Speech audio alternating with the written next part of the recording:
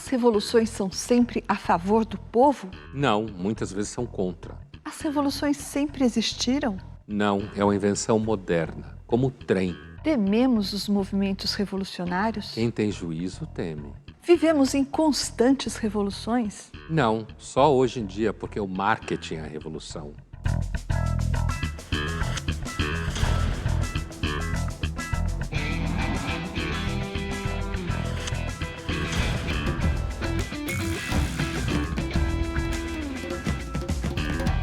Estamos iniciando mais uma edição do Linhas Cruzadas, hoje para falar sobre revoluções. Oi, Pondé. Oi, Thaís. Pondé, nós fomos às ruas perguntar para as pessoas se elas se acham revolucionárias. Vamos ver o que elas responderam. Eu acho que, infelizmente, não posso me considerar particularmente revolucionária, porque eu acho que eu integro no meu dia a dia a estrutura capitalista, essa estrutura socioeconômica, e eu não faço nada para mudar essa sociedade estamental no meu dia a dia. Eu não me considero uma jovem revolucionária, infelizmente, porque eu não estou fazendo a revolução. Eu me considero uma jovem revolucionária por ser a segunda geração da minha família por parte paterna, por exemplo, ela está cursando um curso superior, por estar engajada nas questões feministas, antirracistas e ter consciência dos meus privilégios. Uma família que vem de um bairro periférico, né? Uma família que vem de uma condição social baixa, e a gente tem que sempre estar ocupando esses espaços aqui.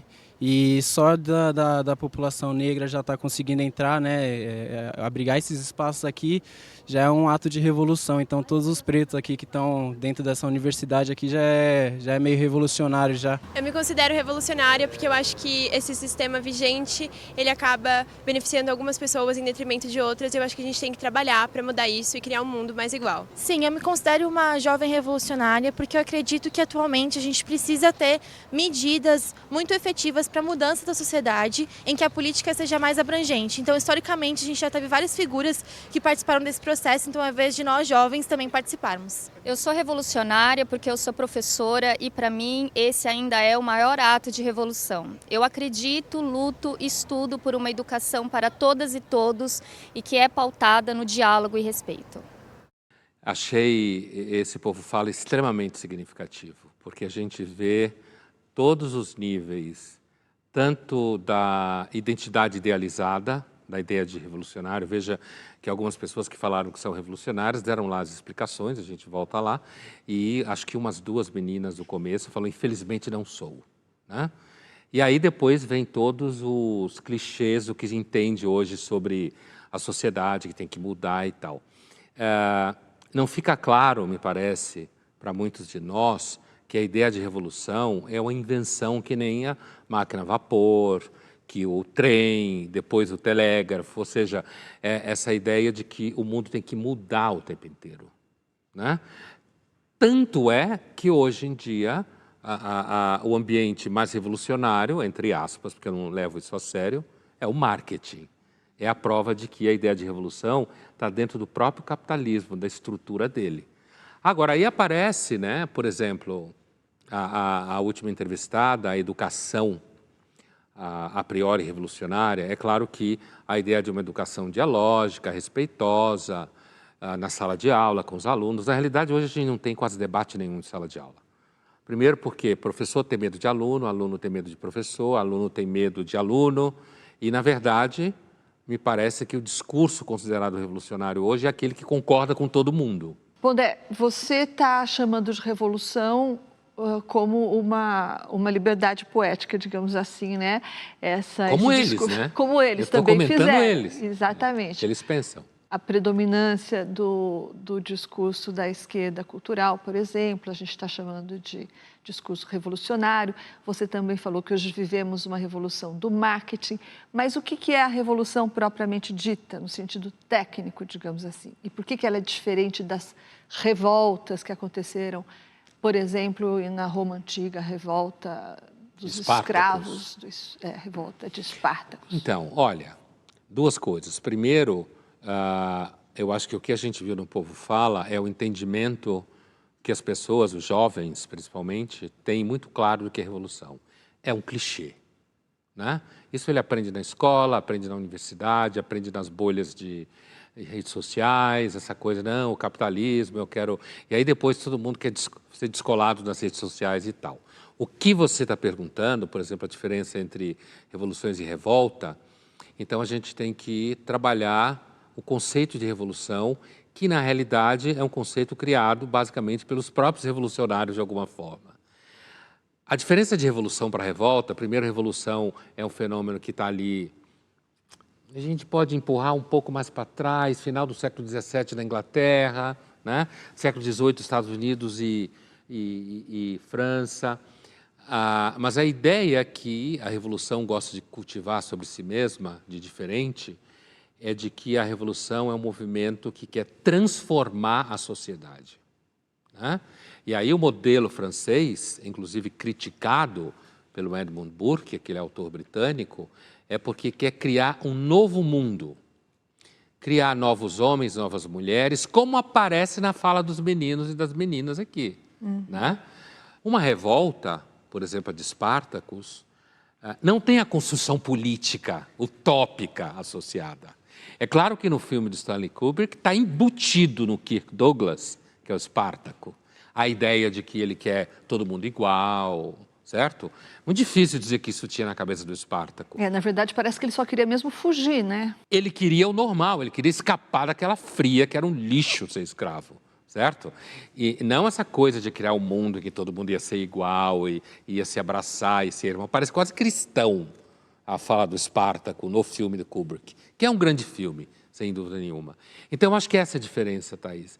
Assim, o conceito de revolução ele está vinculado à ideia de que homens e mulheres podem transformar tudo. E, especificamente, podem transformar a partir de um modelo de sociedade que você deve chegar. Isso é muito claro na Revolução Francesa, é muito claro na russa, é muito claro na chinesa, é muito claro na iraniana, mas não é tão claro na americana e na inglesa. E por que essa ideia de homens e mulheres quererem transformar o mundo, como você falou, surgiu, como você disse, só recentemente, aí por volta do século XVIII? Por que não existia essa ideia antes? Porque ninguém nunca antes inventou uma máquina a vapor.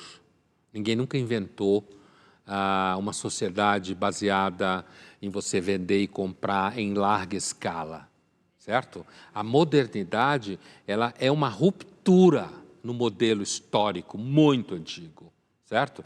De uma sociedade sem movimento, que se repetia. Por exemplo, a modernidade criou a concepção de futuro que a gente tem. O futuro não existia, o futuro era o mesmo de hoje, que era o mesmo de ontem. A modernidade, que está na cabeça de toda essa meninada aí, inventou a ideia de que o futuro será diferente de hoje, será melhor e será fruto da nossa transformação. Então, por quê? Porque nunca tinha havido capitalismo, ruptura, invenção de máquinas, tecnologias, sistemas novos de comunicação. Eu estou lhe dando uma resposta absolutamente marxista. Pois é, mas para além da sua resposta marxista, você sempre diz que até a Idade Média as pessoas viam a religião como a redenção do mundo, a redenção para o mundo. E depois a religião foi substituída pela política como promessa de salvação do mundo. Essa substituição da religião pela política também não teria servido de motor para esse início das revoluções? Então, a redenção, primeiro, a expectativa de redenção, por exemplo, no cristianismo, é alguma coisa que não passava pela transformação política do mundo. Passava por uma salvação da alma numa outra esfera, certo? Essa pergunta que você faz tem a ver com o surgimento do modelo secular de sociedade, que, por sua vez, está colado na inauguração da modernidade. Se você pega, por exemplo, livros como Era Secular, do Charles Taylor, que é um grande livro, filósofo canadense, ele vai dizer lá quais são os dois fundamentos do secularismo, ou seja, uma sociedade em que a religião não faz parte do pilar público das instituições. Quem vai chegar na ideia de Estado laico, essas coisas? Um é o surgimento do que ele chama de tecnociência, certo? A possibilidade de você resolver problemas a partir da capacidade de engenharia que os seres humanos têm, no sentido largo da expressão. O outro, surgimento do modelo de Estado. Juízes, administradores, por exemplo, que fazem a gestão daquele lugar a partir do interesse do dono, depois do governo, seja lá o que for. Então, esses dois pilares como fala o Taylor, as condições de possibilidade do mundo secular, eles são diretamente colados com o surgimento da modernidade. É a mesma coisa, que ao mesmo tempo é a mesma coisa, aliás, a própria definição do Charles Taylor é máquinas, estado racional, que racionaliza e soluciona problemas, certo? E mesmo que a religião está presente, o transcendente, ele está aqui do lado, mas ele não é daqui que a pessoa espera a solução. Aliás, como diz o Charles Taylor, você só vai à religião depois que os dois pilares da secularização não funcionam. Então você vai à religião. Então é por isso que a gente pode dizer com razoável segurança que a política tomou o lugar da redenção, da graça, como se fala em teologia. As pessoas esperam da política a transformação do mundo. Aqui, isso é a revolução. Linhas Cruzadas volta já já e no próximo bloco nós vamos ver de todas as revoluções famosas, históricas até hoje, qual foi a mais bem-sucedida.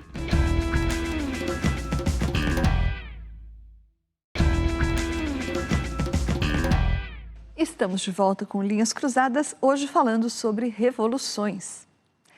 Pondé, explica aí por que a filósofa Hannah Arendt diz que a Revolução Americana, aquela de 1776, foi a única revolução bem-sucedida até hoje da história. Por que ela desconsidera, por exemplo, a francesa? Veja, a Hannah Arendt faz essa defesa da Revolução Americana em cima da ideia de que foi a única revolução que conseguiu fundar, de fato, um Estado liberal, uma república num lugar onde não existia, certo? Criou a independência dos americanos com relação à corte inglesa e isso se constituiu numa nação completamente diferente das nações que existiam até então. Mas no caso da Revolução Francesa, ela também não derrubou o absolutismo e também não... A Revolução Francesa, primeiro, assim, o modelo de sociedade que a Revolução Francesa foi criando ao longo de um século inteiro. A Revolução Francesa teve 1789, 1830, 1848, 1871. Os Estados Unidos criou um modelo de país que não existia. A França foi de soquinhos e soquinhos, depois do modelo americano chegar até o que a França chegou, depois de todos esses modelos revolucionários. Entende? Os Estados Unidos, de certa forma, começou a partir do zero. Começou a partir do zero. E criou um modelo de sociedade que não existia, entende? A França criou a República depois dos Estados Unidos. A Inglaterra nunca criou a República, mas o processo inglês foi criar mecanismos de contenção do poder soberano do rei, né? Que é o que vem desde a Idade Média, digamos assim, contendo o poder soberano do rei. Então, o que acontece na emergência dos Estados modernos são processos que, às vezes, a gente pode até dizer que chegaram meio que sem querer, tropeços. A Revolução Americana, pensada com o objetivo de criar uma democracia, que se constituiu numa democracia, numa república, foi um projeto que criou um modelo de país que não existia. Por isso que o Tocqueville foi para lá estudar a democracia. Mas ele foi para lá porque os Estados Unidos eram um laboratório social. A partir do zero. Nunca tinha existido uma democracia daquela dimensão, num território que foi se alargando e crescendo, certo? Que nasceu da cabeça, entre aspas, de alguns caras. Não foi o Tocqueville que dizia que as revoluções nasceram da inquietação dos espíritos? E ele se refere a uma inquietação e uma insatisfação com a posição na qual você nasceu. Aquilo que os ingleses chamam de station, né? A sua posição no mundo. Então, essa inquietação, que na linguagem do Tocqueville é muito claro que é uma espécie de inquietação quase espiritual, não religiosa, mas espiritual, a gente diria hoje talvez existencial, que está vinculada a insatisfações na ordem do lugar que você está no mundo, onde você nasceu. Ele enxerga isso, ele diz, quando ele, nesse trecho do Memórias, nesse trecho ele faz um vínculo direto entre isso e o socialismo, essa inquietação.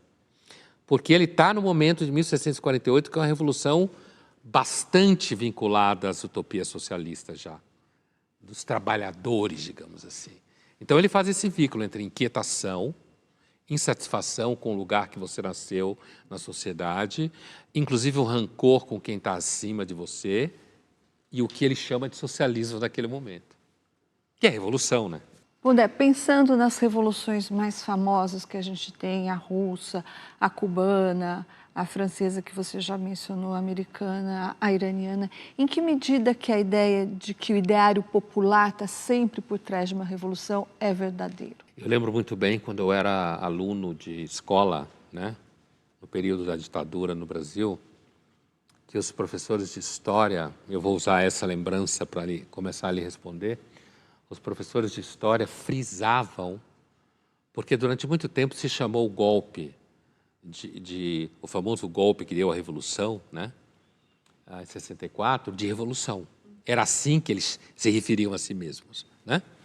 E os professores de história frisavam muito que a diferença entre golpe e revolução é que golpe é alguma coisa que é uma coisa um tanto palaciana, a partir da força do próprio Estado golpista naquele momento, seja lá qual for o viés, enquanto que revolução é um movimento popular. Certo? O que significa isso? Significa que revolução seria alguma coisa que parte da base social. Revolução popular sai das bases. Das massas. Das massas. E essas massas se organizam e elas vão para a solução do seu problema e tal. Então, é por isso que a ideia de revolução está sempre vinculada à ideia de povo. Quando eu respondia para você no começo do programa que eu suspeito que as revoluções não são sempre a favor do povo, né? Acho que vale a pena deixar isso muito claro, é porque os revolucionários, ou seja, as pessoas concretas, históricas, aqui no Brasil também, se você pensar, revolucionários, pessoas no sentido que queriam fazer a guerrilha, ou seja lá o que for, né? Que esses se entendiam como revolucionários, não os militares, né? Desse ponto de vista. E existe aí uma questão que é o seguinte: o povo é um substantivo que é usado normalmente de forma abstrata. E uma característica das revoluções historicamente realizadas é que, em algum momento, uma certa elite, que os russos chamavam de nomenclatura, uma certa elite de gestão do Estado, burocrática, se volta contra o povo. O que significa isso? Continua usando a metáfora do povo, usa inclusive os rancores do povo, as invejas do povo, aquilo que o Tocqueville fala, que você lembrou, certo? Contra as pessoas que, pelas mais variadas razões, sacam que os revolucionários nada mais são do que os mentirosos. Tá, então aí você está falando do período pós-revolução, né? Sim, mas eu estava falando já antes, quer dizer, os revolucionários incitam a população, uma parte da população, incitam.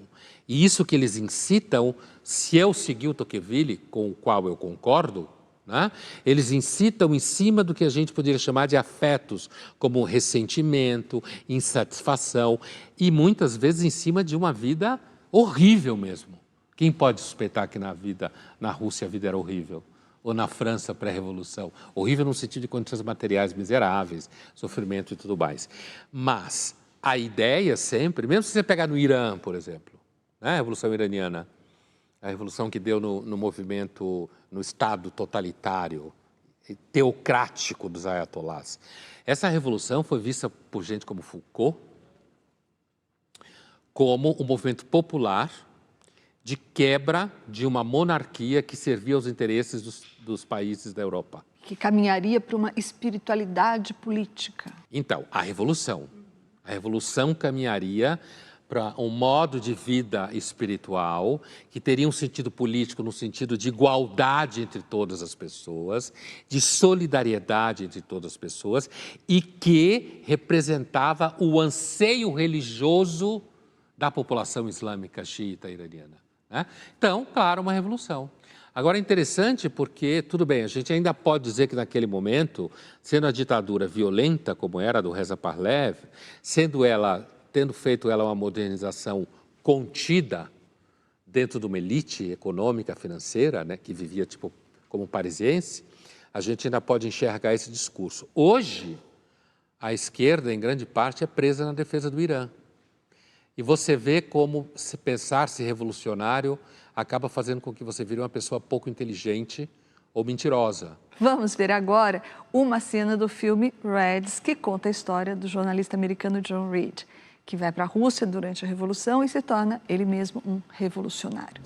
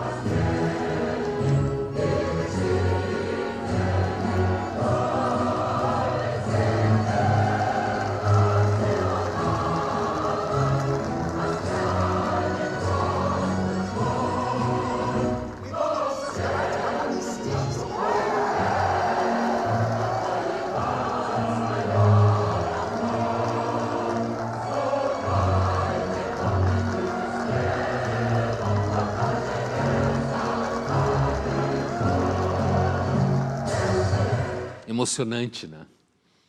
Olha, é muito interessante olhar para uma cena dessa, né, da Revolução Bolchevique de hoje, né? É claro que aqueles que defendem a Revolução Soviética ainda hoje têm todo tipo de explicação para dizer porque ela deu errado. Essa revolução deu num regime extremamente paranoico, o que eu suspeito que é a vocação de todo mundo que se acha revolucionário é virar um agente de paranoia. Como você identifica o agente de paranoia? Ele fica o tempo inteiro buscando identificar em pessoas que elas são inimigas daquele conjunto de crenças que ela tem, certo? Então você não precisa só de um regime totalitário como o regime soviético que nasceu daí, da Revolução Bolchevique, né? Extremamente violenta, que faria essa moçadinha de esquerda de faculdade hoje fazer xixi na calça. A mente revolucionária, no sentido da estrutura de personalidade, que se acha fazendo uma transformação social, isso que eu estou chamando de revolucionária agora, essa mente tem vocação paranoica. E a vocação paranoica dela deságua, mesmo no regime democrático, em estruturas totalitárias. Eu suspeito que você pensa contra tal grupo. Eu suspeito que aquilo que você fala tem a ver, que é contra aquilo que eu considero certo. Se isso se transforma no esquema judicial, como tem acontecido no Brasil, você tem regime totalitário, ainda que seja dentro do Estado de Direito. Portanto, quando você tem grupos sociais que acham que estão representando o bem, e que podem fazer uso de seja lá que tipo de violência que for a favor disso, dá em sistemas paranoicos. Linhas Cruzadas volta já já e no próximo bloco nós vamos ver como a ideia de revolução pode fazer dinheiro.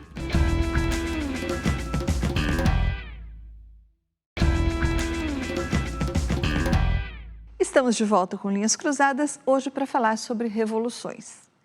E a gente falou que ia dizer como que o capitalismo aproveitou a ideia de revoluções para fazer dinheiro. Como foi isso, Pondé? O capitalismo se apropriou da revolução, da ideia de revolução, porque o capitalismo percebeu, principalmente no âmbito da Revolução Cultural Americana, que ali tinha um nicho.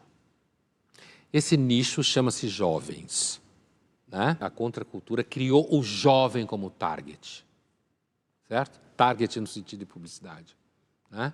Então, a roupa que ele usa, da roupa suja, rasgada, porque ele era um hippie que não tomava banho e não fazia nada, para aquele tipo de jovem que a gente vê na porta de faculdade hoje em dia, que acha que se usar uma roupa rasgada, ele de alguma forma está mimetizando o ímpeto transformador da sociedade. O capitalismo, ele derrotou o socialismo, pelo menos até hoje, porque o capitalismo como instrumento cognitivo, no sentido de forma de enxergar o mundo, é infinitamente mais inteligente do que o socialismo. O socialismo é burro, porque ele enxerga o homem que não existe, trabalha com um horizonte inviável e, para realizar seus delírios, cria, ou pelo menos criou até hoje, sistemas extremamente totalitários. Enquanto que o capitalismo, não estou dizendo que o capitalismo é lindo, não tem nada lindo no mundo, enquanto que o capitalismo opera em cima do comportamento humano, certo? E não quer fazer um novo homem. Não quer fazer homem novo nenhum, ele quer, na realidade, fazer com que os sujeitos acreditem que eles podem fazer uma vida nova para eles, né? Se reinventar, como fala o marketing. Então, a ideia de revolução, ela foi, aliás, como Adorno poderia dizer claramente vendo isso, capturada pelo sistema de produção capitalista. Virou uma mercadoria.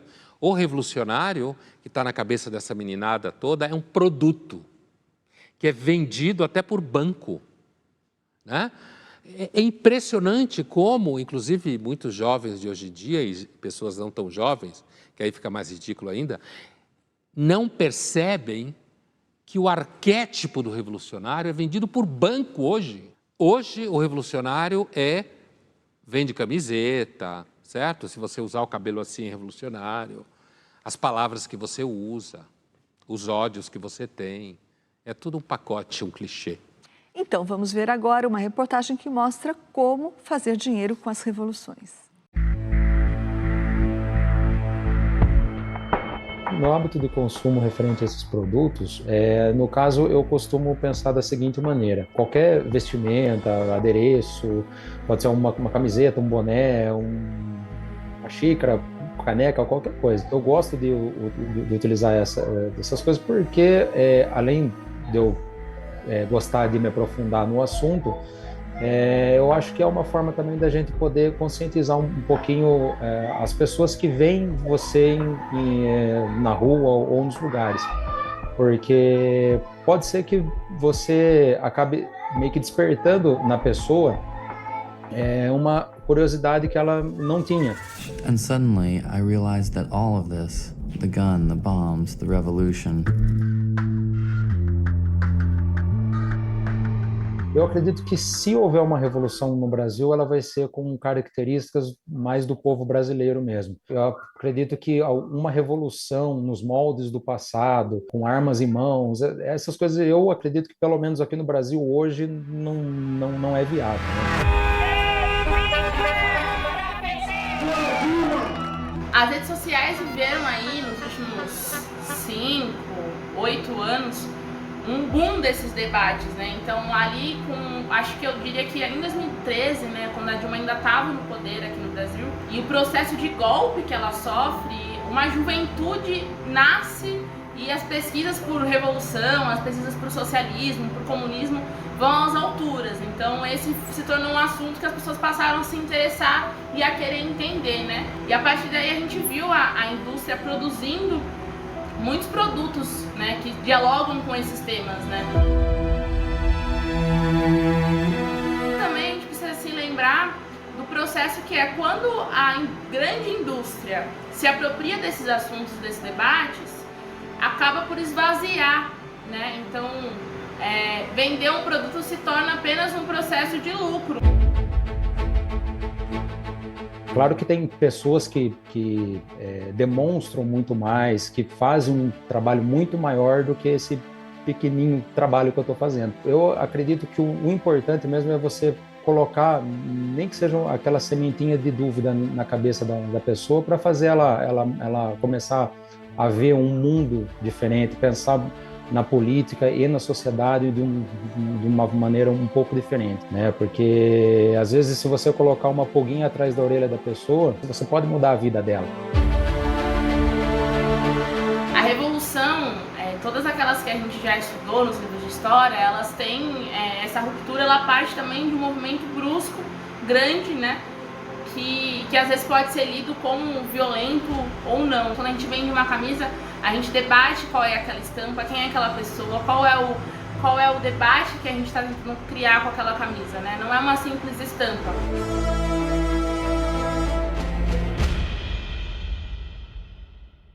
É engraçado como as palavras que são repetidas hoje à exaustão nas redes, no marketing, elas viram tudo porcaria, né? Tudo perde sentido, né? Que nem a tal da resistência. Agora, vejamos, a fala da menina é uma fala interessante, porque na realidade o que ela está dizendo é que existem pessoas que vendem produtos com estampas revolucionárias que são consistentes e pessoas que vendem e não são consistentes. Ela está fazendo uma espécie de diferença ética, ou política, provavelmente ela entende assim, entre o produto que ela e outros amigos e colegas vendem, porque está permeado por uma ideia de debate. A palavra debate hoje, eu estou procurando aqui alguma palavra que possa ser semelhante, talvez energia. Não no sentido da física, mas no sentido que as pessoas usam como energia, sabe? Debate significa nada. Hoje em dia, debate significa você ficar repetindo entre 3, 4 pessoas iguais a você aquilo que vocês já acham que é verdade. Não existe debate em lugar nenhum e nem vale a pena tê-lo. É um fetiche, porque vai desandar em algum momento, né? Mas eu acho isso dela. É claro que a ideia que o rapaz apresenta, né, me parece como consumidor e tal, a ideia é que usar uma camiseta desse jeito vai despertar a consciência de alguém. Ele usa essa expressão, né? Essa ideia de que você vai despertar a consciência das pessoas e elas vão virar revolucionárias. Isso é um fetiche. Essa ideia de despertar a consciência, o que toca na realidade são traumas pessoais, dificuldades que você teve de relação na sua vida mais jovem ou mesmo mais velha, injustiças que você entendeu que sofreu, certo? Raivas de determinados grupos, né? Isso tudo vai sendo empacotado num discurso supostamente político construtivo e dá nisso. Quer dizer, você usar uma camiseta... Eu gostei de uma ali, acho que era uma camiseta, não sei, se voto valesse... Se voto mudasse alguma coisa, seria proibido. Essa ideia é legal. Muito legal essa ideia. O que está implícito nessa ideia é a ideia de que mudar alguma coisa, quando vale a pena, é proibido. É claro que tem uma ideia adolescente nisso, né? Primeiro, de que as pessoas que dizem que quer mudar alguma coisa, porque hoje, se você vincular revolucionário a progressista hoje é só um nicho de mercado. Esse vínculo parece que está bem claro hoje. Revolucionário é igual a progressista. Sim, hoje está muito claro. Apesar da gente ver cenas, por exemplo, os bolsonaristas no Brasil chegaram a projetar a ideia de que eles poderiam fazer alguma espécie de revolução. É muito claro nas imagens. E não só no que desagou em 8 de janeiro, né? Porque... 8 de janeiro desse ano de 23, né? Do ano de 23, porque, na realidade, o que revoluções querem fazer é justamente romper a estrutura do Estado, seja ele qual for, né? Mas esse fenômeno bolsonarista, que eu acho que se alimentou do ideário da revolução, sem dúvida nenhuma, né? Mas não pegou, apesar de que ficou aí um resto. O bolsonarismo acabou deixando no Brasil um certo resto de insatisfação que, a algum momento, pode fazer impacto de novo. Né? Que se alimentou do ideário da revolução, de qual revolução? Da ideia, não qual revolução. Revolução. Ideia de revolução como a possibilidade de pessoas que se reúnem ao redor de uma queixa, de um ideário, impactar a sociedade e transformá-la. Então vamos agora para o nosso jogo rápido. Pondé, qual foi a revolução dessas históricas e famosas em que o povo menos apitou? No sentido que o povo menos participou? Menos teve responsabilidade na deflagração, na articulação, na idealização. Isso é uma questão difícil de responder, porque você não tem absolutamente nenhuma documentação ou estatística que mostre a relação entre aquele grupo que fez a revolução e o resto da população. Não tem como. Acho que a resposta que chega mais perto da tua pergunta, com alguma consistência, é dizer que foi o golpe bolchevique, ou a revolução bolchevique, como depois se costumou chamar, porque ela, de fato, não envolveu a população como a Revolução de Fevereiro envolveu naquela balbúrdia em Petersburgo, aquela confusão toda, entendeu? Thaís, os jornalistas adoram revolucionários? Eu acho que não adoram, e nem todos os jornalistas, mas você, como disse, os revolucionários, eles têm, pelo menos na visão idealizada, essa ideia de transformar o mundo, que também é uma visão na versão idealizada ou ideologizada do jornalismo. Então, as coisas combinam, mas eu acho que isso nem sempre acontece e, às vezes, o jornalismo também faz o papel de ajustar a imagem dos revolucionários, né? A Veja causava furor, fúria e ranger de dentes quando ela lembrava, Pondé, um fato histórico que é o de que Che Guevara perseguia homossexuais, perseguia os gays, e teve responsabilidade direta lá no monte de assassinatos, né? Ô Pondé, o que é que poderia causar hoje uma revolução no Brasil? Revolução de verdade. Revolução política? Revolução, tecnicamente falando. Não revolução feminista, identitária, não identitária. Essa que passa por bancos e por uma com empresas. Armas. Sei, aquele tipo que o Nelson Rodrigues falava, revolução que é revolução, tem que cortar a cabeça e sair sangue nas ruas, né? É difícil dizer alguma coisa que arrastasse o país inteiro, mas um tipo de conflito no Brasil hoje que poderia causar instabilidade social significativa é no campo, não na cidade. Inclusive esse debate ao redor do marco temporal, não é só com o MST, mas também com o MST. Esse tipo de situação no campo, que muitas vezes está longe da imprensa, porque o jornalista está circulando ali na Zona Oeste de São Paulo, esquece disso.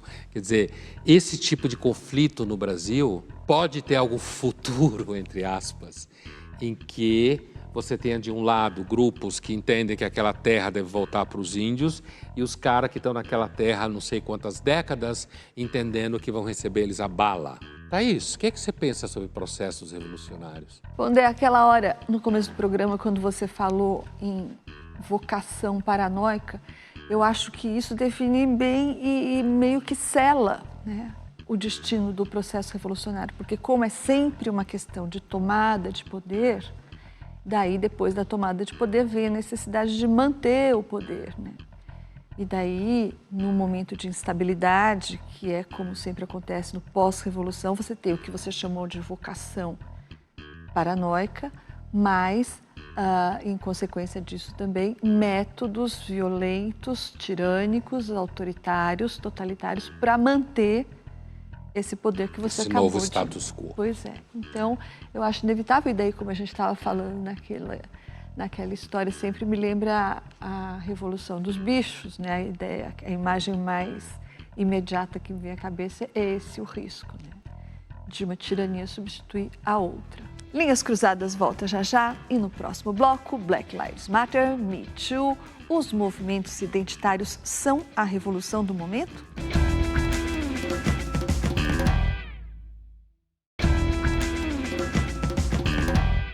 Estamos de volta com Linhas Cruzadas, hoje falando sobre revoluções. Será que os movimentos identitários são a revolução do momento?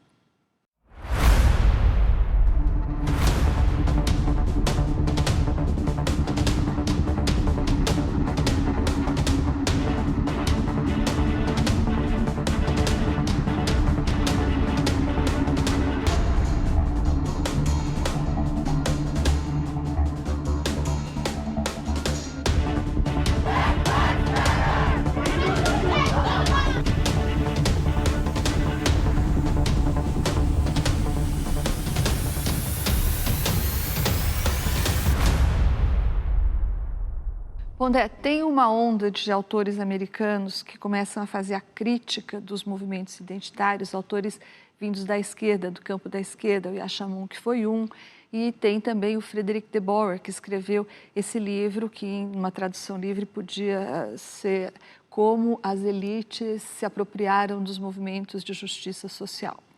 Nesse livro, o Fred de Boer, que é um marxista, se identifica assim, ele diz que os movimentos identitários falharam porque até hoje, ele começa do Black Lives Matter. Black Lives Matter para cá, eles não conseguiram conquistar nenhuma mudança concreta, significativa, em termos, por exemplo, legais. Não existe nenhuma lei federal americana que mudou para melhor a vida das minorias. E ele faz, a crítica dele se baseia no fato de que as mudanças teriam sido cosméticas. E mais do que cosméticas, elas teriam atingido uns segmentos apenas. Então, o mercado cultural, a indústria audiovisual, as universidades, Hollywood. Inclusive, ele faz uma ironia, ele diz assim, pergunta para um garoto negro que mora numa periferia americana, num lugar negligenciado, quanto que impactou na vida dele o número de vencedores negros do Oscar. Querendo dizer que não houve impacto real. O que você acha disso? Você acha que essa crítica tem fundamento? Eu acho que, de alguma forma, é possível responder que essas revoluções são a revolução do momento, de alguma forma, né? Eu posso, inclusive, dizer que elas o são e podem ser compreendidas como as transformações históricas que a ideia de revolução passou. Qualquer pessoa de esquerda que esteja discutindo a história da esquerda com você poderá dizer que a esquerda hoje não é igual a bolchevique, por exemplo, porque nós não estamos em 1917. Nós não estamos no universo europeu da primeira metade do XX, em que a violência era uma espécie de única arma política possível. E que, portanto, hoje não faria sentido a esquerda operar como operava Trotsky, Stalin, Lenin, extremamente violentos. Entende? E aí, nesse sentido, eu já vou voltar ao autor que você falou, então, nesse sentido, eu posso entender que, sim, essas são as revoluções do momento. Elas têm impacto judicial, inclusive no Brasil bastante, elas têm impacto na educação, gigantesco, certo? Elas formam cabeças e modos de enxergar o mundo, elas influenciam relações afetivas, tá? Entre jovens e não só jovens, né? Elas moldam expectativas profissionais. Então, é uma espécie de revolução, não é igual aos modelos que a gente tinha. E aí, voltando à pergunta que você fez sobre o autor holandês, né? A ideia de que as elites teriam roubado, de alguma forma, os movimentos sociais para elas, também é verdade. Mas talvez isso tenha acontecido pelo fato do que a gente também discutia no começo, de que as revoluções foram mercantilizadas. Elas foram transformadas em produto, como tudo mais. Tudo foi transformado em produto. Então, portanto, fora do espaço do produto, né, talvez os movimentos revolucionários ficassem com cara de hippie velho. Ainda assim, eu entendo quando você fala que o fato dos filmes de Hollywood hoje terem cotas muito claras e terem 2 ou 3 temas que você pode tratar, que você tem em Hollywood hoje um sistema altamente totalitário e nas universidades americanas a mesma coisa. Ele diz que isso não impactou. Não impactou, é isso aí. É verdade ele dizer que não impactou. Não impactou mesmo. É uma discussão que fica ali entre alunos de universidade. Imagina a gente que vai fazer roteiro de filme em Hollywood, né? Só porque o cara usa cabelo azul, ele acha que ele está transformando o mundo? Ou só porque ele só come tal coisa? Quando você é uma pessoa que diz assim, eu só como tal coisa, é porque você está escolhendo, então você pode. Porque se você não pode escolher, você come o que cai na sua mão, certo? Isso é tão óbvio que só dá para a gente imaginar que, de fato, o processo de mercantilização da Revolução, e aí eu enxergo que os revolucionários do início do século XX, pelo menos, tinham alguma dignidade cognitiva no que eles estavam fazendo, certo? É a única hipótese possível para se imaginar ou entender o que é esses movimentos revolucionários de hoje, quando você acha que você escolher um tipo de comida faz de você revolucionário, é, de fato, um dano cognitivo. Pondé, voltando à diferenciação que você fez entre as revoluções tradicionais dessas que cortam cabeças e usam armas, e essa agora, seguindo na crítica aí do Fred De Boer, ele diz que denunciar é mais fácil do que combater. E dentro da crítica marxista que ele faz, o que esses revolucionários de hoje estão fazendo é isso, denunciar sem combater.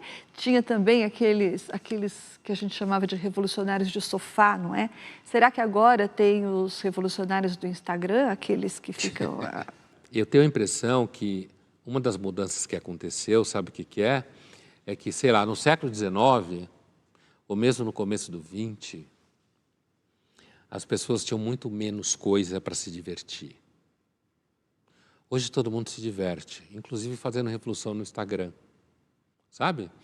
Hoje as pessoas estão muito ocupadas, o cara está fazendo revolução no Instagram, mas ele está preocupado com o estágio que ele vai pegar, onde ele vai trabalhar, ele está preocupado onde que ele vai fazer a sua pós, né? Em que país da Europa ele vai fazer sua pós, porque normalmente é essa moçadinha que está fazendo isso. Enquanto quando você pensa no século XIX, imagina Paris em 1848, o que as pessoas faziam? O que elas tinham para fazer a não ser tentar não morrer de fome? Nada! Hoje uma molecada dessa, eu não estou dizendo que eles têm que fazer isso, mas uma molecada dessa, imaginar que eles iriam combater, como fala o autor que você está citando, ao invés de denunciar, é uma ilusão. Combater como? Eles têm muito a perder, muito.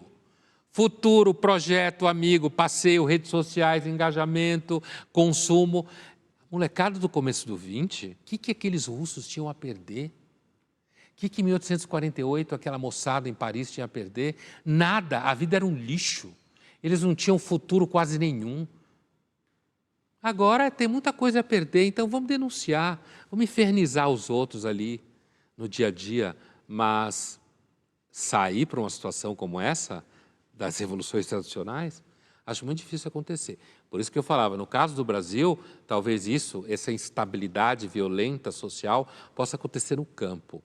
Na cidade, não. Na cidade está todo mundo tomando sorvete na Paulista. Vamos ver agora uma cena de Milk, A Voz da Igualdade, um filme de 2008 com Champagne.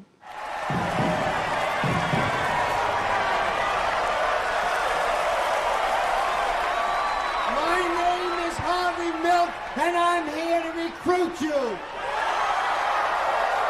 I want to recruit you for the fight to preserve your democracy. Brothers and sisters, you must come out. Come out to your parents. Come out to your friends, if indeed they are your friends.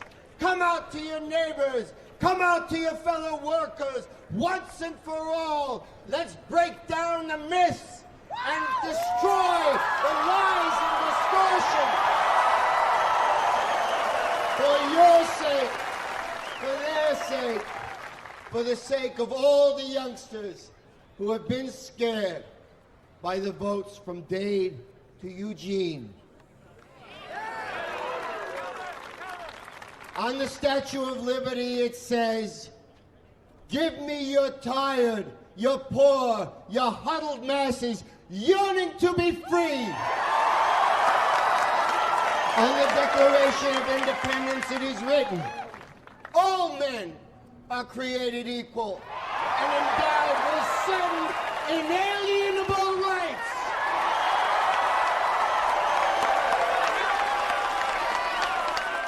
Discurso inquestionável, né? Assim, eu nunca vi um discurso do verdadeiro meu, que eu imagino que os roteiristas tenham feito o trabalho deles para fazer o filme, mas o discurso é inquestionável. Ele está totalmente encaixado nos valores americanos, a ponto dele pegar a Estátua da Liberdade, né? O exemplo da Give me your poor, né? Toda essa vocês que sofrem, que são pobres, né? E que querem ser livres. Depois o momento em que ele faz referência ao sofrimento psicológico. Nesse momento ele está totalmente enquadrado na cultura psicológica, que já estava se instalando naquele momento de forma muito clara. Portanto, é a ideia que ele está falando do sair do armário, como se fala no Brasil, né? Come out, quer dizer, assumir com seus amigos. Ele demonstra um entendimento muito claro com relação àquilo que seria gerações posteriores, quando se refere aos jovens assustados, sofrido e tal.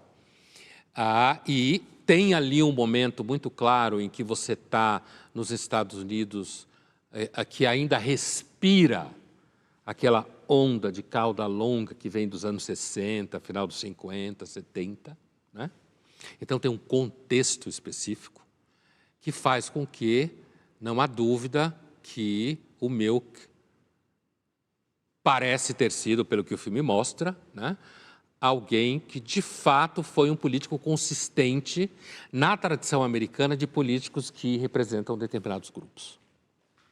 Tem um outro fator, que não aparece aí de forma clara, mas que é fundamental, que é o processo em que a publicidade e o marketing americano foram percebendo que a população gay, como se falava então no geral, né? Hoje você tem todo um conjunto de letras para representar esse grupo social, mas como a população gay representava e representa um nicho de mercado gigantesco. É um exemplo claro de como o preconceito atrapalha os negócios. É um exemplo claro, né? Porque se você acha que o que importa numa pessoa é com quem ela dorme, você está equivocado. Você está trazendo um componente, que eu diria quase metafísico, abstrato, para uma discussão que não é essa. O que importa numa pessoa é se ela paga a fatura do cartão de crédito, certo? Se ela faz o Pix na hora certa. Então, o contrário também é verdadeiro, como a assimilação das diferenças também estimula o mercado e também faz dinheiro. Claro, de lá para cá, né, tudo isso cresceu, né? Por isso que a Revolução Gay, como é assim chamada, ela, inclusive, num dado momento, ultrapassa os protestos contra o racismo, e muita gente do movimento contra o racismo nos Estados Unidos, no caso dos negros e tal, falam que isso aconteceu porque muitos desses gays que estavam bem eram todos brancos, né?